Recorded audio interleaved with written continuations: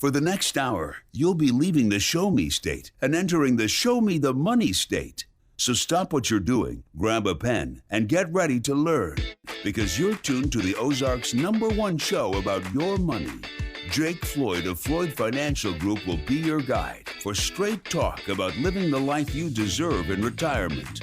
So prepare to be empowered. And now, here are your Show Me the Money hosts, Jake Floyd and Jeff Shea. Good morning and welcome to Show Me the Money with Jake Floyd, the radio show that gives you the straight talk and honest answers you need to help you reach your wealth management and retirement goals through smart investing and careful planning. On today's show, we're going to be exploring the ins and outs of CDs, certificates of deposit. Also, we'll talk about annuity misconceptions. Also, are we going to be okay in retirement? That's a common question that we get here at Floyd Financial Group, but we'll start off today with talking about the strength of the market. My name is Jeff Shade, and I'm just here to ask the questions, but of course, the words of wisdom and solid advice come from Jake Floyd of Floyd Financial Group. Jake, how you doing this morning? I'm doing great, Jeff. Thanks for asking. You're certainly welcome, my friend. I hope that everybody listening to us today is doing well today, too, here in the last bastion of sanity, Springfield, Missouri. We got a lot to talk about on today's show, Jake. According to the Federal Reserve, the U.S. loan market is shrinking rapidly, and apparently there's a similar pattern with what's going on today when compared to 2000 to 2008 and so on. So how does this play a factor in economic growth, do you think? And should we really be concerned about a tightening loan market? Absolutely, Jeff. I think when it comes to lending, lending is kind of the lifeblood of the economy. A lot of people don't know that because they're not necessarily involved in business and that kind of thing. But everything from car loans to credit cards, all the way to business loans that help fund payroll and, startup companies needing to borrow capital.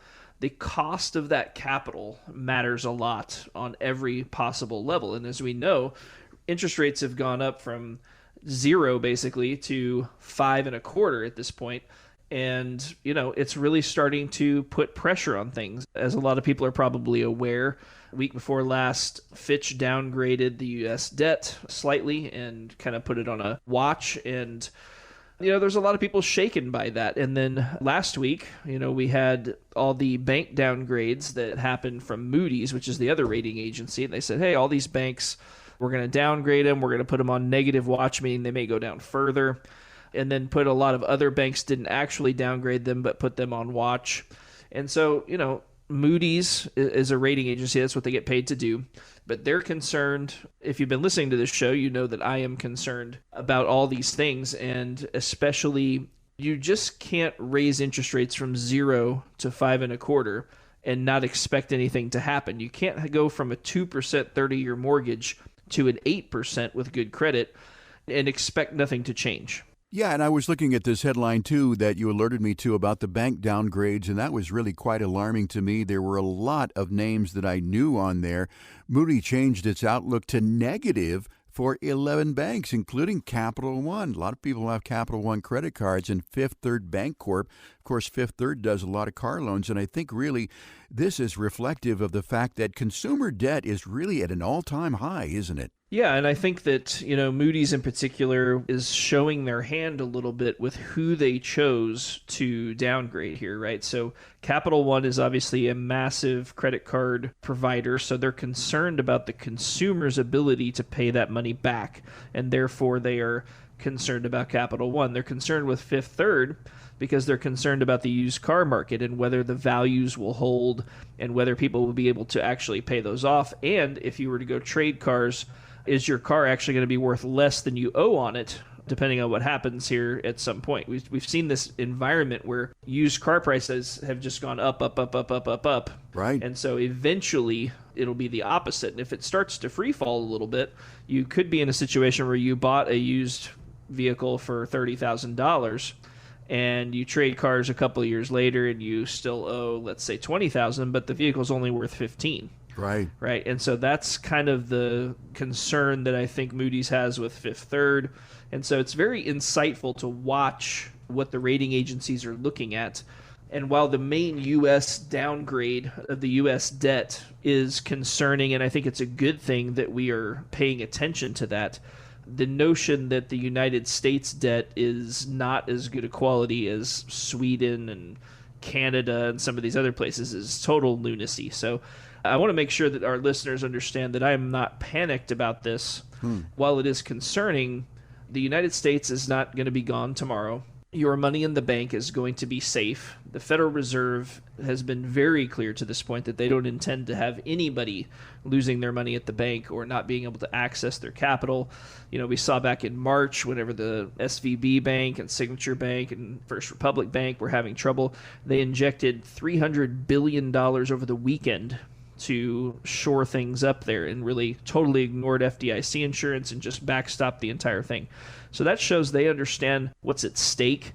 They understand how high the stakes are, and they're not going to mess around with it. So I don't want people to take away from this that they need to go clear their bank account out, because that's definitely not what I'm saying. But I do think that the stock market, and therefore real estate prices and those types of things, asset prices in general, could be affected if this continues and by some of these downgrades.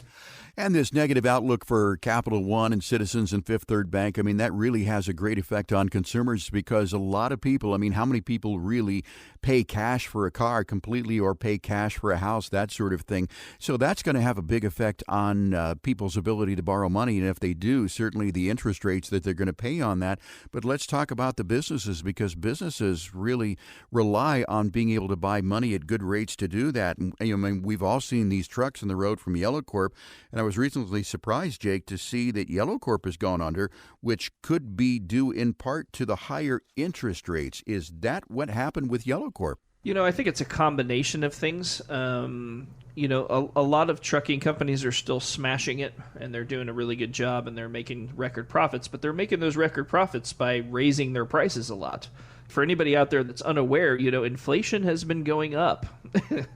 Yeah. I'm sure that most people are aware that gas costs nearly triple what it did when Trump was in office. Mm-hmm. And, you know, a lot of different things cost a lot more money. And again, I'm saying this kind of jokingly because obviously everybody knows everything is way more expensive, but that also goes for the cost of shipping things. And so certain companies are doing better than others at absorbing those costs or passing them through to their customers. You know, we saw a few weeks ago when the railways, like, you know, Union Pacific and some of those names reported that they had really good, strong earnings. But a lot of that's just because they're collecting so much more money to ship things because of rail and trucking are kind of competitors in some ways where, you know, depending on pricing, it might make sense to use rail or use even a bimodal transportation, you know, where you see those trailers that can be loaded onto the train and vice versa. So they kind of keep each other in check, but it seems that the rail companies might be doing a little bit better in this particular environment. So when you have companies that fail to evolve, you end up with a Yellow Corp, Yellow Freight situation. So it's very important that businesses and consumers be able to borrow money at reasonable rates, and that is not the case right now. Jake, as you talked about gasoline prices, I have noticed that they're up about 60 cents a gallon in some parts of the country, and that really is quite distressing for people who need to drive a lot or who use their cars or trucks for business. What can we blame this on, if blame is the right word to use? You know, honestly, really what's happened is the federal government has depressed oil prices artificially by draining our strategic reserve. So let me explain that a little bit. President Biden last year decided that it would be a good idea to take our oil reserves, which these reserves are set aside for like wartime and major emergency situations, hurricanes, things like that. We set aside this oil and it's designed for that. So Biden decides that because he can't run the government, that he's going to just start draining this to get gas prices down. And while it did work, he artificially pushed oil from $130 a barrel down to about 65, 67, 68 on average for the last little bit. So he has stopped doing that. In fact, he has said that he would like to refill the strategic reserve. And so that big increase in supply brought the prices of oil down and therefore the prices of gas down. But now that he is no longer draining our strategic reserve, because frankly he almost ran out of things to drain, we're back to a normal oil market. And I think the new normal of oil is probably going to go to $100 a barrel. So as much as I hate the 60 cents gain over the last 60 days or so, as you were alluding to, Jeff, I think people better get ready for $4.25 a gallon here in the Midwest. So those gasoline prices were artificially low, and as you said, I mean, once we get into $3.50, $4 a gallon, depending upon what part of the country that you're in, we should really plan on paying those for the foreseeable future. Jake, these bank downgrades, the volatile market, we've talked about gasoline prices, inflation. It would seem that if you have a retirement that's going to last 30 years, that you really should plan for or expect these sort of things to happen on a regular basis. Is that about right? Markets are very emotional, and so that goes for when they're going up and when they're going down. So all things are cyclical, and that includes the stock market, meaning everything kind of goes in a cycle. So there's good times, then there's bad times, then there's good times, and there's bad times. And, one kind of perpetuates the other. So yes, the answer is, over 30 years in retirement, you're going to have at least 3 full cycles where you go from amazing to horrible and back the other way. And so that's why it's so important to have a plan in place to deal with volatility when it comes up. As volatility continues to kind of wreak havoc on people, most people are probably over-risked that I find in this area. So like when somebody comes into me and they say, hey, here's my stuff, a lot of times it's all at one place, like Edward Jones or something like that. And the only thing Edward Jones really likes to sell much of is stocks and bonds. The problem with that is when you have a year like last year where both of those are down 20% on the year, it really creates some heartache for some people who really need income to live on. And if they're down that much and they're taking income out, it's very difficult for them to get back to even. So I think knowing these cycles are coming, it's important to have some protections in place and to really be able to use any type of financial product that is appropriate for my clients is one of the biggest things that I want to do here. The reason why our door doesn't say Merrill Lynch or Morgan Stanley or something on it is because I wanted to be able to offer the exact product that is best for my client in the situation that they're in. That varies widely from client to client. There's some clients that are the same. There's some clients that are very different. But it's very important to be able to curb some of that volatility so that you can sleep at night and you can get to the other side and you'll be better off for it. Jake, if our listeners are in that retirement red zone, and I'm talking about a few years before retirement, or maybe they've just retired and they are in the stock market, should they simply just ride this stock market roller coaster, or should they react to it and do something else? What's your opinion on that? So I think unless you're going to be watching it all day, every day, it's very difficult to time things. In fact, I would say that it's probably impossible to time things and say, hey, let's get in, let's get out, let's do that. What we like to do is be kind of tactical about things. And so when it comes to the market, we like to lean in and out of different sectors based on macroeconomic events. What we don't want to do is, unless there's some kind of major event, like maybe a couple of exceptions to this, right? So COVID would be an exception where we could see that coming. They're saying, hey, we're going to make everybody stay in their houses for 30 days, and we're going to lay off like a third of the workforce during that time. It doesn't take a genius to understand that's going to hurt the market. So we did raise quite a bit of cash when that happened, and it ended up putting us quite a bit above the S&P in 2020 not because we were more aggressive, but just because we didn't take a lot of the loss in March of 2020. Well, Jake, that's been a lot to unpack on today's show, and I want to take just a moment to remind our listeners that they can have a conversation with you to ask their questions about the market, the economy, the stock market, and how they should react to this volatile situation. If you need answers, then request your no-cost, no-obligation, no judgment Floyd Financial Group Retirement Review by calling 417-889-7233. That's 417-889-7233. Now, when you call, you're going to get a friendly voice on the other end of the line. More than likely, it's going to be the lovely Ashley, who will gather some basic information, then set you up with a conversation with Jake or Randy to create a path towards a successful retirement. Now, remember, it's not going to cost you a dime, but it could uncover some blind spots that, when addressed, may help improve your quality of life in a retirement that could last as long as 30 years. Once again, that number to call, 417-889-7233. It's 417-889-7233, or you can request your complimentary consultation online at floydfinancialgroup.com. Jake, it's time for a break. When we come back, we'll talk about explaining the ins and outs of CDs and more when our show continues here on 104.1 FM KSGF, where Springfield comes to talk. Ready for another helping of some more real money talk? Thought so.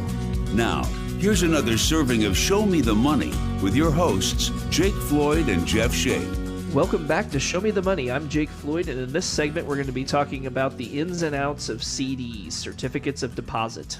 That's right. I'm glad you specified that, Jake, instead of compact discs. I just read the other day that vinyl records have surpassed the sale of compact discs, but that doesn't surprise me because I'm surprised that anybody buys a compact disc anymore. But we're talking about certificates of deposit. And with volatility of the market, a lot of people who are at or near retirement are looking for safe money alternatives. And we want to really focus on the CDs in this particular segment because as simple as they are, I think they can be a little complex. So let's start with a comprehensive explanation. First of all, certificate of deposit, what is that? How does it work?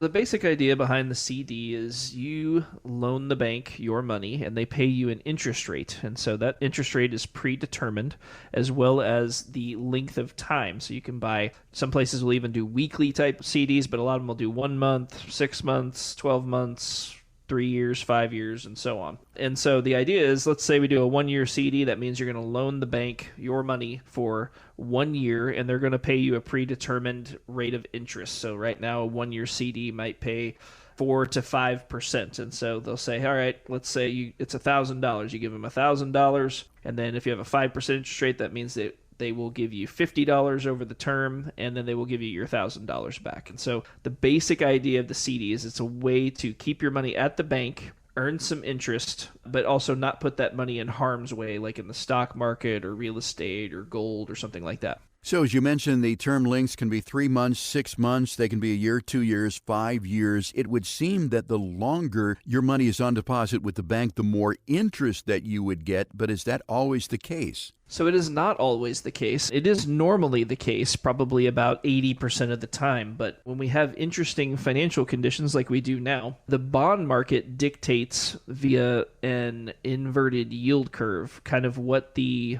CD market is doing. So bonds are similar to CDs, except that you are loaning that money to the government or to a corporation.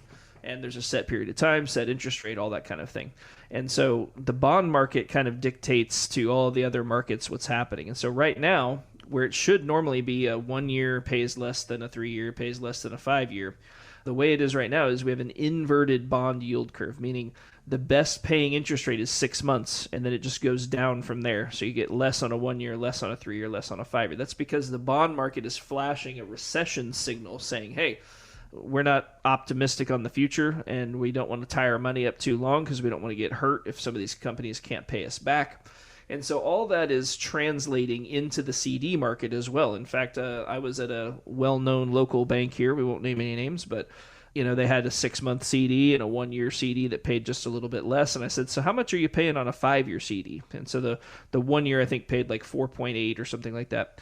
And I said, so how much is a 5-year CD? He said, let me look. Hold on, I'm not sure. And so he starts looking, and it paid 0.85 on a 5-year CD. So you would actually get more interest on the 1-year CD than you would over the entire 5-year period. And so the reason for that is that banks and the government and markets in general don't think that interest rates are going to stay up here.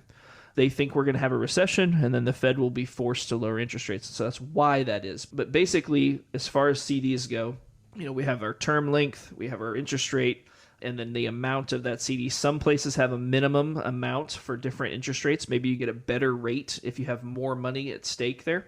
If you have other banking relationships at a bank, sometimes that will influence the amount of interest you may get on a CD.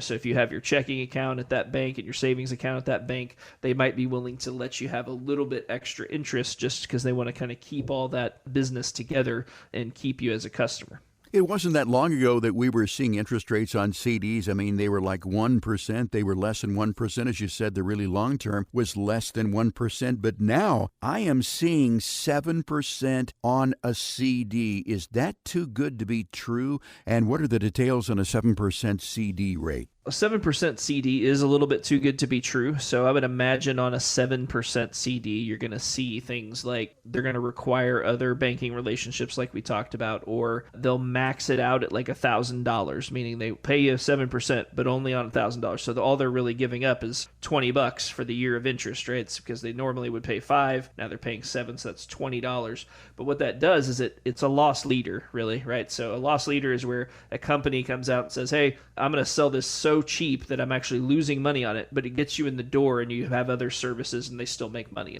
7% is likely that's the case. You can see maybe 5.5 at this point that might not be that way, but that's probably about the limit where they're not losing money on it. But certainly if you have money in checking and money market, I see it every single day in here. People come in and they don't realize how much interest is available out there now because it's been, we've been at near zero rates for almost 15 years. People are just used to not making any money on their money.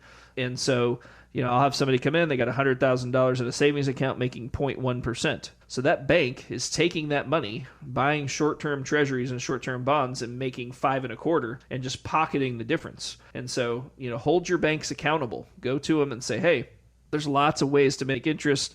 I know you're making lots of interest on me. What can we do to get my interest rate up? There's lots of, from money markets to CDs and other arrangements, there's lots of ways to do that, but don't accept 0.1% on a large sum of money from your bank. CDs offer security and stability, Jake, but they also come with a significant trade-off, and that is limited liquidity. Let's say that I deposit $1,000, $2,000 here in a 6-month CD, but something happens and I need that before the 6 months is up. What happens then? If we take the money out early, there will be some sort of penalty. It used to be back in the day that penalty was 3 months worth of interest. So that means, if you had a 5% CD and, 3 months of that would be basically 1.25% of that interest is what they would charge you. So you get all your money back and a lot of the interest, but you get charged 3 months interest. Now, because interest rates have been low for so long, people are like, well, so what if I don't get my 0.1% interest, So people were not staying in the CDs. And so what they did is they now start charging you a penalty on the principal amount. So you need to be very careful when you're setting up a CD and understand what the early withdrawal penalties are, just to make sure you don't get set up in something you don't fully understand. But if you're on a 6-month CD, chances are, you're not going to need that money in there. You shouldn't be putting money tied up that you're going to need and you're going to need anyway. So we want to have a good emergency fund on the side and make sure that you have some money to get to. We don't want to put all our money in a CD or really in any investment for that matter, because it does take a little diversity to accomplish most people's goals.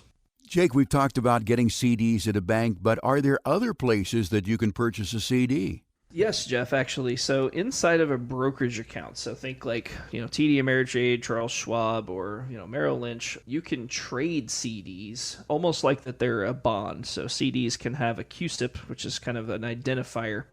Once a CD's been set up in a brokerage account, you can then sell it. And so if interest rates go up, the value of that CD can fluctuate. But if you hold it to maturity, assuming the bank is still in business, you'll get your principal back. And so it creates an interesting opportunity when you can trade CDs very easily and you're not roped into the term. However, the value of that CD can fluctuate quite a bit.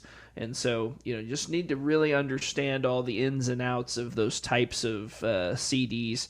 There's also market-linked CDs where, you can have an index like the S&P 500, and you can set up inside of an FDIC-insured CD inside of a brokerage account, and you can say, hey, I want to participate if the market's up, but I don't want to lose my money if the market's down. So that's another way you can do CDs. But by and large, again, the base effect of the CD is we get principal safety is the idea, and you get a certain interest rate over a certain length of time. I think in today's world, it's hard to get a good rate past about 1 year. Mm-hmm. But in a normal world, you would get more interest the longer you went. And so 5-year CDs are fairly common in a healthy environment. But this is just one tool in the toolbox. As we've talked about before on this show, Jeff, We have a pretty extensive toolbox, of different tools we can use, different investments we can use. And CDs are one of those that sometimes makes sense, sometimes doesn't. As you can imagine, over the last 15 years, CDs haven't made a lot of sense in banks or in brokerage accounts or anywhere else because they were paying 0.2, 0.3% for a lot of that time, and certainly under 1. And so when CDs become attractive, like they are kind of right now, if we were to get through the other side of this and not have a recession like a lot of people are predicting, I don't think that's very likely. But if we were, you would see CD rates on the longer CDs start to come up. And that could be a good idea to kind of lock in that interest rate for a little bit longer. But again, there's quite a bit to CDs, and that is one more reason why you should have, a financial advisor, somebody who knows the ins and outs, somebody who's paying attention to this all day, every day, to help you kind of select what types of investments might make sense in your situation for your goals with your amount of assets and those types of things. We live and breathe this. And so having a plan and having a professional help you through it is very important. Jake, I think our listeners have deduced that there are some benefits to having a CD: safety and stability, predictable returns, diversification. They can be an inflation hedge if inflation doesn't get too far out of control. But there are also some drawbacks to a CD. Can you talk about some of those? Yeah, most of the drawbacks are kind of the flip side of the upsides of them, right? So, we get to lock in our rate for the given amount of time. Let's 6 months, 1 year, 5 years. In a CD, but that also means that's all the interest we're going to get. So if you have a 5% CD, but real estate and the stock market are going up 20%, we're obviously going to be wishing we had something else other than the CD. So we're kind of stuck with whatever that interest rate is. That's a positive and potentially a negative, right? Same thing with the term. The length of that CD can be a positive, can be a negative, because if you were to do a 1-year CD and then the Fed started lowering interest rates, you'd be really glad you locked in the 5%. Conversely, if you did a 1-year CD and then they keep raising interest rates, you're going to have a 5%. Well, maybe they're offering 6%. And so, that length of time can be both a positive and a negative. So again, the biggest thing is just understanding what you're getting yourself into. Understanding the potential penalties, understanding the length of time and the way the interest works, how often it compounds, all those types of things is very important when selecting a CD or choosing a CD over maybe some other type of investment or choosing some other investment instead of a CD. Jake, it would occur to me that there are different strategies for using CDs, and among them would be something called laddering CDs, where you buy one and then you buy another, and they come to maturity at different rates of time. Can you talk about that strategy, why that may be useful or not? Sure. So in a normal interest rate environment, that would potentially be a good strategy because it diversifies away some of your risk as far as what interest rates might be on the day that you re-up that CD. In this environment, I'm not sure that makes sense because you can only get that good rate for 6 months or 9 months, maybe a year at most. So in a normal environment, though, a lot of people will do 3-year rolling CDs or maybe even 5-year rolling CDs where you say, okay, this year I have 20% of my money in CDs coming up, and then next year I have 20 more percent, but they're all in 5-year length CDs to get that extra interest. So that can definitely be a strategy. It just kind of depends on your goals and what your goals are for the CD money specifically. A lot of people that have CDs also have other investments, real estate, stock market, bonds, annuities, things like that. And so all that kind of comes into account when deciding on a strategy. Jake, I'm sure based on our conversation that our listeners may have some questions about CDs and how they may fit into their portfolio. So if you do have questions about CDs, we invite you to call us and request your complimentary retirement review from Floyd Financial Group. It's just a friendly conversation with Jake or Randy that'll cover a wide range of topics based on your individual situation, so you can proactively adjust your financial plan to address your retirement journey and any blind spots that may hinder you from reaching your goals. Again, there's no cost, no obligation, and no judgment. Jake will meet you where you are. That number is 417-889-7233. 417-889-7233. One call could make all the difference. You could also request your complimentary plan online at floydfinancialgroup.com. If you're just joining us, this is Show Me the Money with Jake Floyd. I'm Jeff Shade. We just finished discussing CDs. And if you want to hear the show again, don't worry, we're also a podcast. Just go to wherever you get your podcasts and search for Show Me the Money, Jake or Randy Floyd. You're going to be getting this show and all of our past shows so you can stay on top of your wealth and your journey to a successful retirement. Jake, we're going to take a quick break. When we come back, we're going to be talking about annuity misconceptions and more when our show continues here on 104.1 KSGF, where Springfield comes to talk. We're back with your financial catch of the day, and it's a big one. Here's more Show Me the Money Radio with your hosts, Jake Floyd and Jeff Shade. Welcome back to Show Me the Money. I'm Jake Floyd, and we just got done covering CDs, and we're going to start talking about annuities now. And Jake, over the years, annuities have gotten some really bad press. I mean, people come to the office regularly saying that annuities are a terrible product, often with some common misconceptions. And, of course, they hear those ads from the people saying, I hate annuities and you should too, and we'll talk about that in just a moment. But we want to focus here on the misconceptions of annuities. So let's start with the first one here. Annuities have too many hidden fees. Is that always the case? So it's definitely not always the case. Most of the time when we're talking about outrageous and egregious fees, it's because we're talking about a variable annuity. So a variable annuity is a little bit like investing in the stock market. You have basically sub-accounts that work like mutual funds. So they're a collection of stocks and or bonds that are in there. And in a variable annuity, you have a mortality and expense fee, you have investment fees, you have rider fees. And so when you add up all those fees, they've gotten a little bit better in the last 10 years, but, you're still a lot of times going to be paying 3% or maybe even more. I've seen them over 5% if they're loaded up with a bunch of riders. And so if you think about for a minute, if the market is up 10% and you have 5.1% in fees, that means you made 4.9%. Conversely, if the market is down 10%, you are down 15.1% because you're paying that fee. And so, again, not all of them have fees that high, somewhere between, 2.5 and 5. But again, a lot of them are between 2.5 and 3.5, but it's still just a ton of fees. When you get outside of variable annuities, there are some other annuities that have fees, but there are annuities that have no fee at all. We try to lean toward those because, nobody likes to pay fees. There are appropriate reasons to pay fees, either if you can buy up participation on different indexes, or maybe it guarantees a death benefit or guarantees an income stream. So there are reasons to pay fees on different types of annuities, but usually the variable annuities are the ones that really stack the fees on you. And basically, there are three types of annuities, and I'll say basically here, as you talked about, there are the variable annuities, which may follow an index to the market, and it's sort of like being in the market to some extent. You can win, but you can also lose. But there are also fixed annuities and fixed index annuities. So let's start with that and talk about the fixed annuities. Explain those a little bit and why they may be a little bit safer. So a fixed annuity, the word fixed in there means that you cannot lose your money. So anytime anything says fixed when it's related to annuities, that means that it's safe and you can't lose your principal due to market volatility. So on a fixed annuity, a straight fixed annuity, most of the time we're referring to a MYGA or a multi-year guarantee annuity. Think of this just like a CD. So basically you might set up a 5-year annuity, it pays 5% a year, and then at the end of the term, it's liquid and you get your money back.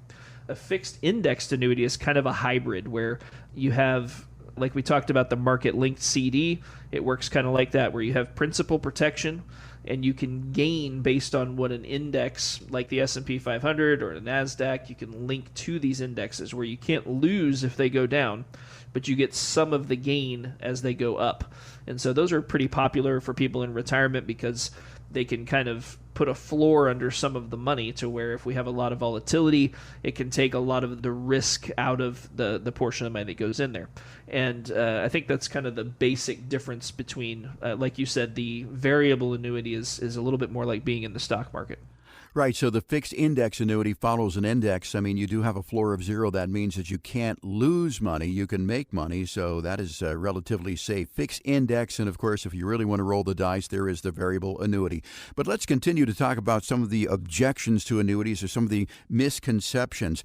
I don't have access to my money. That is an objection that we hear once in a while. Is that necessarily true? Jeff, that's not true at all. There are some limits to how much liquidity you have on a fixed annuity or a fixed indexed annuity, but you can still get access to some of that money. So many annuities have a 10% free withdrawal provision, meaning you can have up to 10% per year of what's in the annuity in any given year. So you can use that to take income or RMDs, or maybe you just want to take a vacation or whatever it is. You do have access, but you do have limited liquidity. So a lot of fixed indexed annuities, they'll be set up for 5, 7, 10, 12-year period where basically you agree to leave the money that long, knowing you can take a 10% free withdrawal. And the idea there is to get some market-linked gains in the case of the fixed index annuity, but also make that principal be protected. So it's certainly not a home for all of your money. If anybody comes in and says, hey, you need to put 80% of your money into a fixed index annuity, I would say that that is definitely not suitable. And you need to be very careful when you're putting money in there because it is tied up for a certain length of time.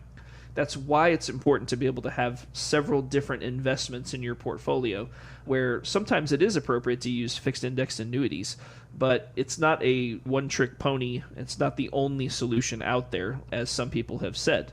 And so I think that understanding the terms of the annuity, making sure you understand what parts are guaranteed, what parts are not guaranteed, understanding how principal protection works and all that, that's important. But probably the most important thing is understanding how you can access that money. And for that reason, there's only a handful of annuities that we will use here. There's literally thousands of annuities out there offered from dozens of insurance companies.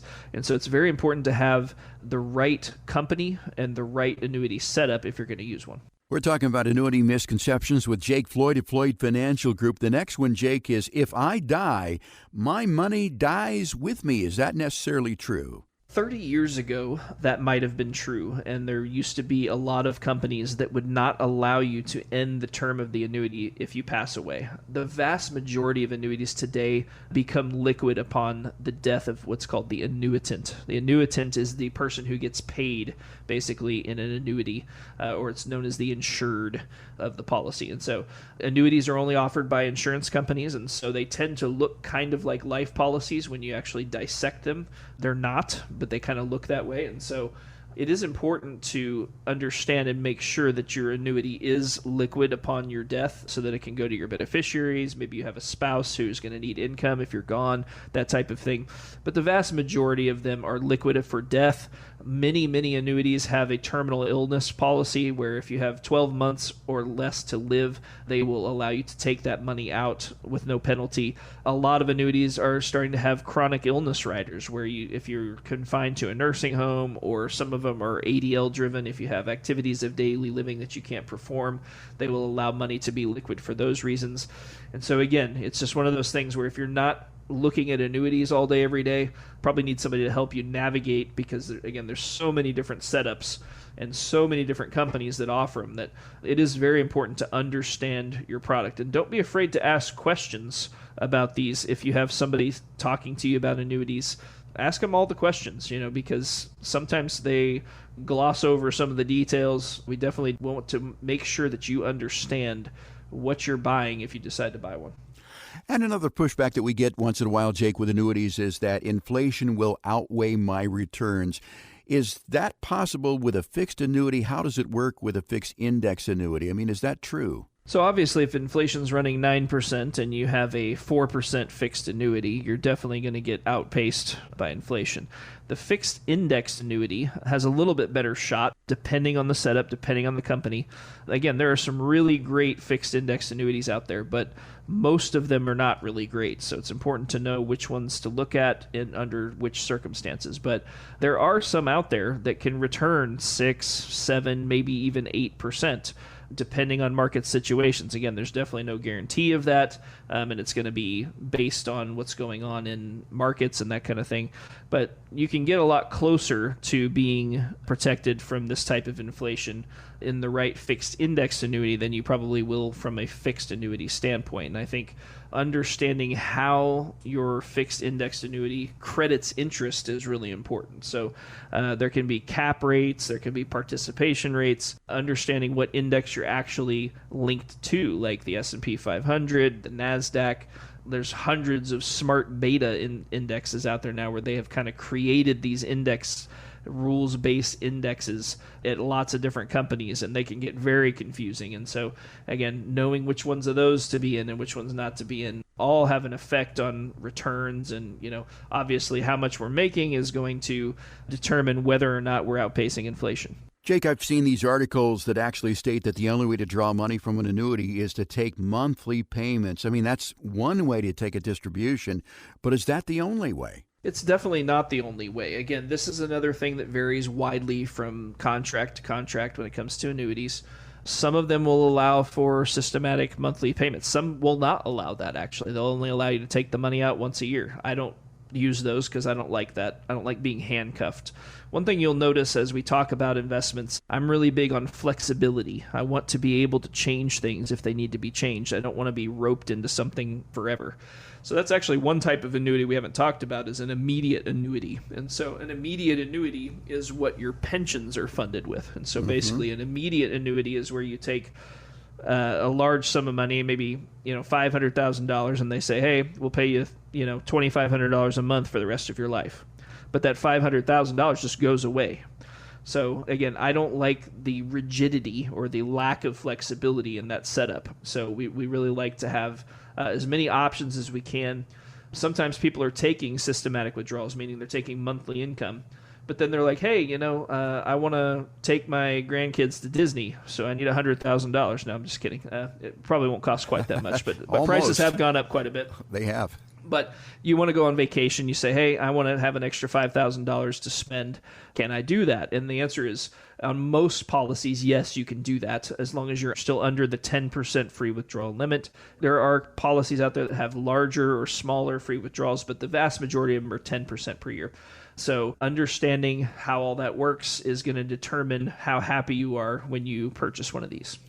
So, Jake, it appears to me that there are a lot of upsides, there are a lot of positives about having an annuity, but what are some of the negatives? What are some of the reasons why someone may not want to do an annuity, why it might not be right for them?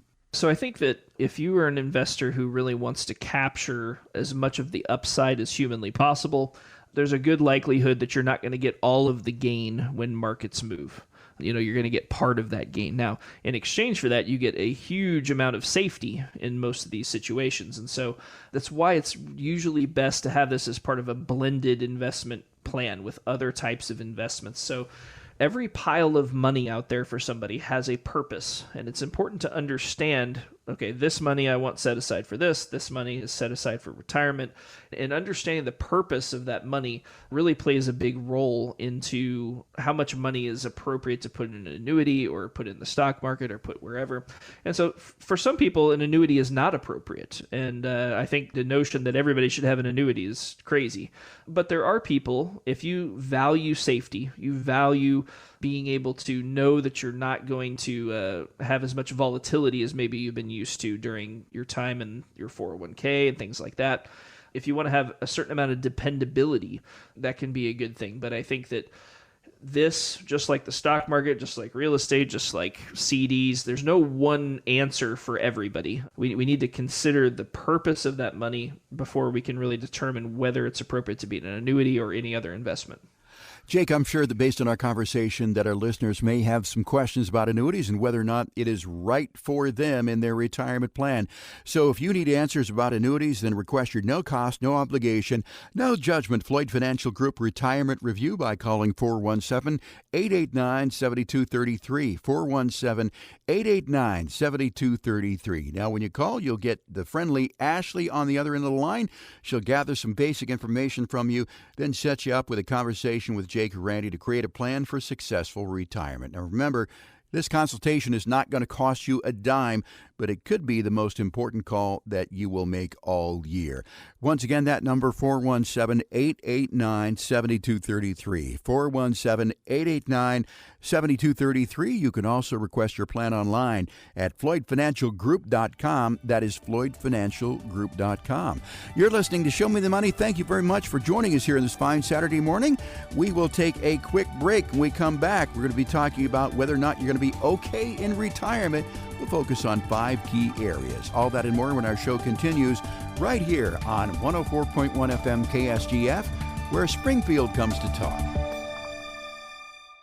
Ready to climb a mountain of financial know-how? Good, because it's time for more Show Me the Money with your financial Sherpa, Jake Floyd.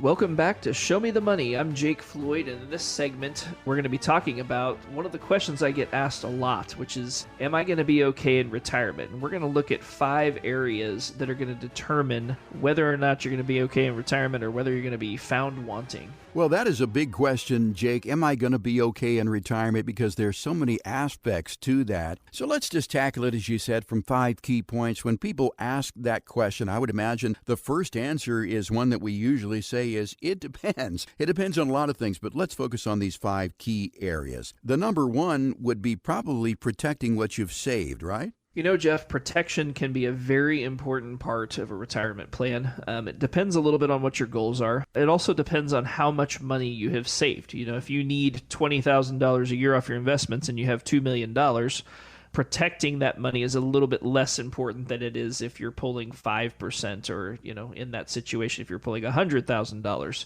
So as with everything on this show, it depends. But I do think that protection for the vast majority of people is something they need to start considering in retirement or when they get close to retirement, because most people have funded their 401ks, pensions, that type of thing over their working life, over their career.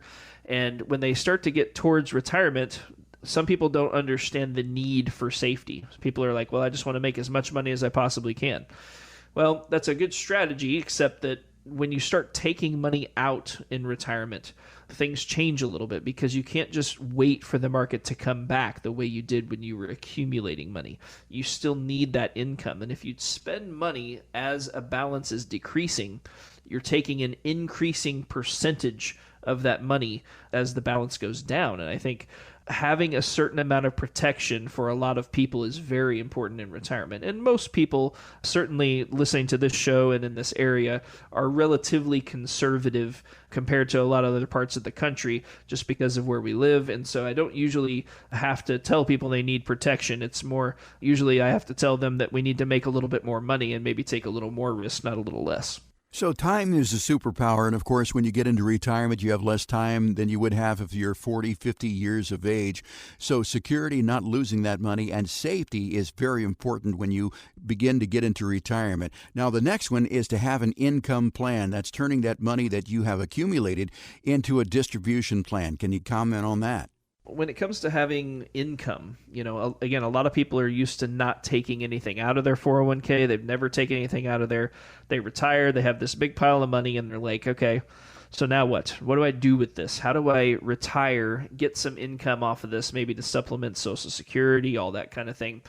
And that's what we do all day, every day here. That's what we're doing, you know, in all these meetings that we're doing. The main thing probably that we're doing is figuring out how to take income in the most, we'll talk about this one here in a minute, but tax efficient way to distribute that money where you have a very high likelihood of not running out of money and being able to use that money as efficiently as possible in retirement. And I think many times the way that'll get set up, depending on what investments we use, it will be direct deposited, kind of like your paycheck or like Social Security. So you don't have to like go to the bank and cash a check every time you get income. It'll feel similar to, again, Social Security or maybe the way you're getting paid now. But we can set that up where it's, during the month. We can do a couple times a month. I have somebody that actually gets weekly paychecks if you prefer that. Personally, I don't want to have to do my bills any more than I absolutely have to. So I like Sure. once a month. But and most people prefer once a month. But If you prefer more than that, you can have that.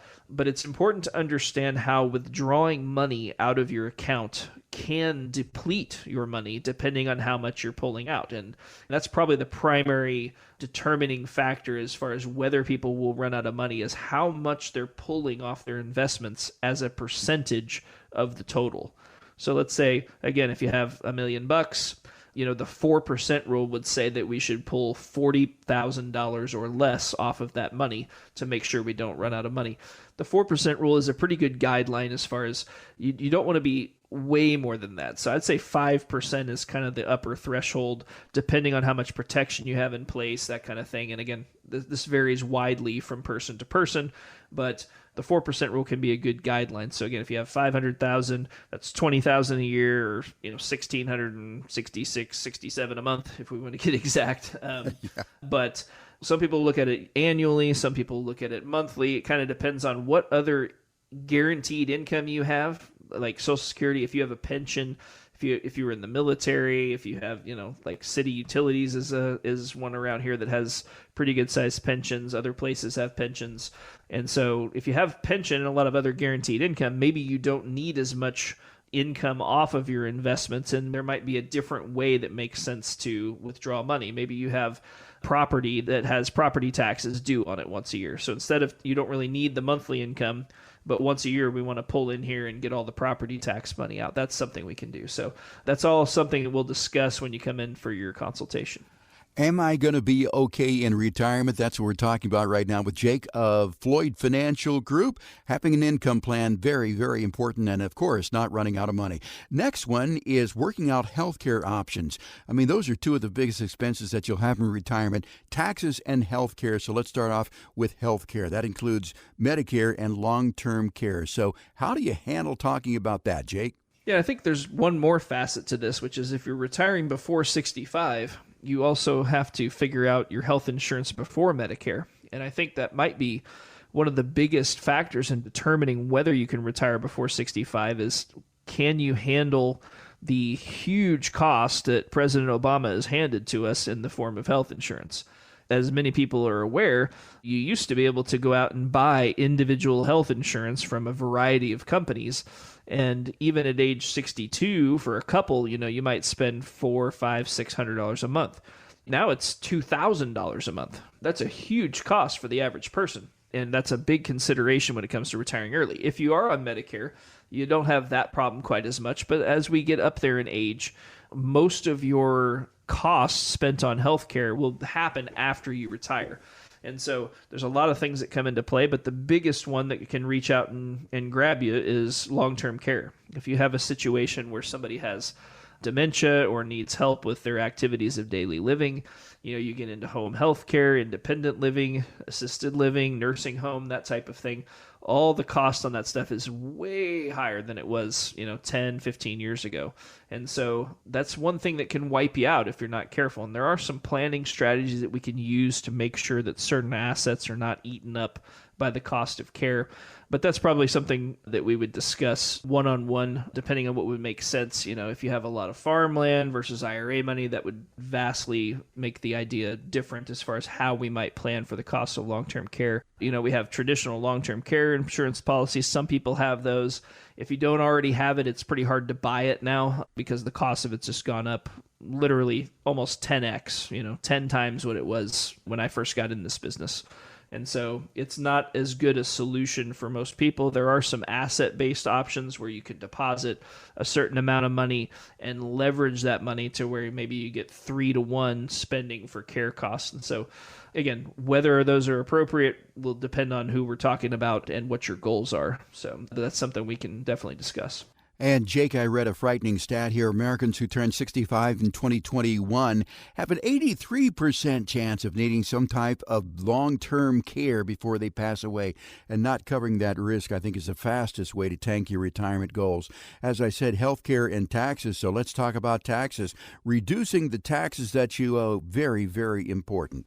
Any money that we don't pay in taxes is money in your pocket, right? And so a penny saved is a penny earned, and I would argue that it's more than a penny earned if it's not going to taxes, just because I don't like paying taxes.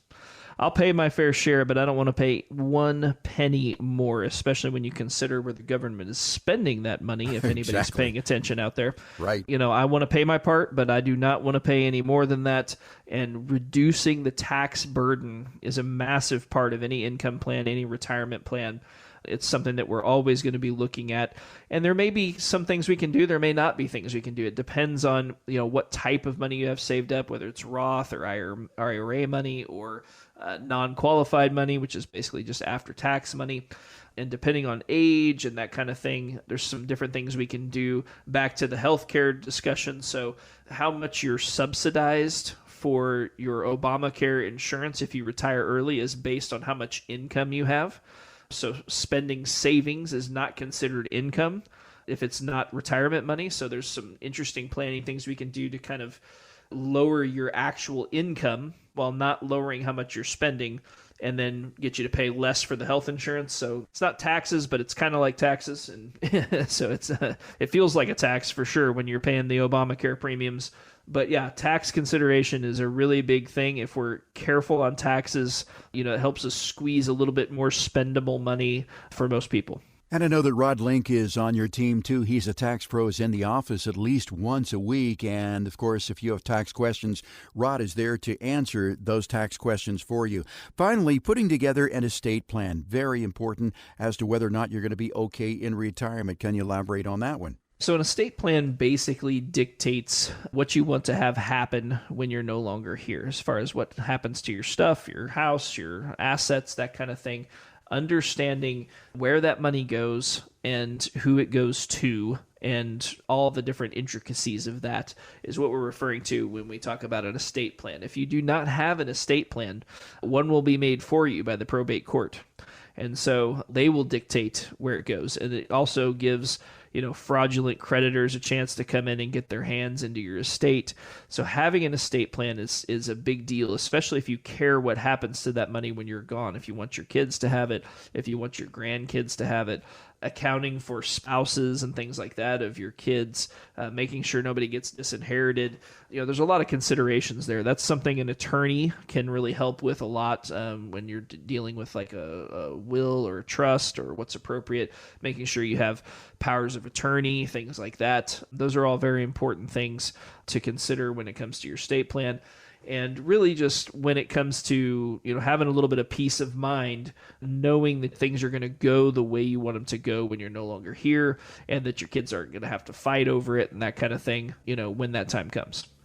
If our listeners want to know whether or not they're going to be okay in retirement, I would invite them to call 417-889-7233. Get in and sit down and talk with Jake about a retirement roadmap that'll get you to and through retirement, a retirement in which you not only survive, but you thrive. Again, no cost, no obligation. There's no judgment for this retirement plan. To get yours, 417-889-7233. 417-889-7233. Just a friendly conversation between you and Jake to answer your questions and put you on a path to a good retirement, the best retirement that you can have for yourself. Once again, 417-889-7233. You can also request your plan online at floydfinancialgroup.com. Jake, we're out of time for this week. I'm going to thank you certainly for your time, but most of all, thank our fine listeners here in the last bastion of sanity, Springfield, Missouri, for joining us. For Jake Floyd, I'm Jeff Shade. Get out, have a great weekend in this great part of the country that we live in. We'll talk to you again next week with another edition of Show Me the Money right here on 104.1 FM KSGF, where Springfield comes to talk. The information provided in the preceding program is for educational purposes only and are not intended as investment advice for any individual or entity. All information contained herein believed to be from reliable sources, however, we make no representations as to its completeness or accuracy. The opinions expressed are subject to change without notice and do not constitute financial, legal, or tax advice. Please consult your financial professional before executing any financial strategy. Financial planning offered through Floyd Financial Group, LLC, an investment advisor registered in the state of Missouri.